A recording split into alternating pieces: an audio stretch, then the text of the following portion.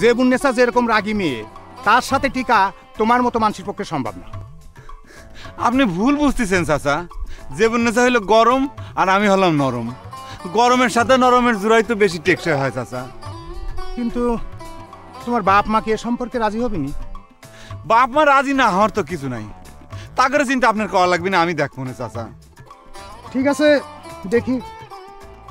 কিন্তু আমি করলে তোমাকে কোনো কথা দিতে পারলাম না।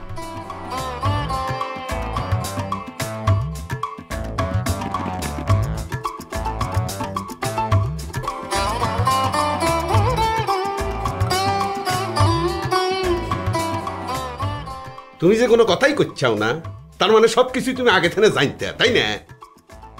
আমি কেবা করে জানবো? বড় কথা আমার কিছু কয়েছে নাকি? এই বয়সে এসে অম্বা এত বড় একখান সাওয়ালের মাকসে বিয়ার প্রস্তাব দিচ্ছে, কি খবর? তুমি আগে এত অস্থির হয়ে না তো। বিয়ের প্রস্তাব দিলেই কি জেবুন্নেসা তোমার বেটাকে বিয়ে করতেছে? হ্যাঁ, তাই যদি হইতো তাহলে এতদিন তোমার বাড়িতে এত বড় নাতিপুতি থাকতো।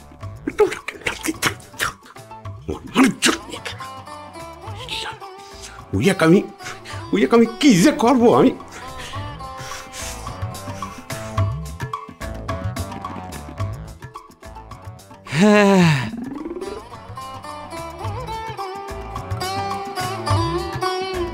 বড় দাদা,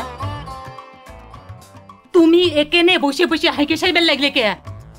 তোমার কখন কইছে ভাই যাও যাও, ওটো এখান থেকে, ওটো। তুমি কি চিন্তা করলে? কিছুই তো করছাও না জেবুন্নেসা। এই সালে, রাত কত হইছে? এখানে বসে থেকে ঘ্যান ঘ্যান করতে চাও? আমার মিজাজ কল চরম খারাপ হয়ে যাচ্ছে। যাও তুমি, ওটো এখান থেকে।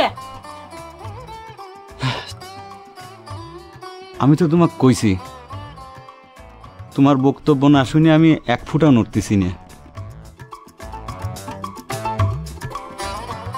তোমার শাসনটাই আমার জরুরি দরকার। দেখো বড় গাদা, আমি কল তোমাক বারবার করে করছি, নারিয়ে বেলতলায় একবারই যায়। সব গাছতলা বেল গাছতলা মনে করতেছ কিসের জন্য? এই দুনিয়ার বুকে তো খালি বেল গাছই নাই, ফুল গাছে তো আছে। মাথায় বেলের বদলে তো ফুলও ফুটবে পারে।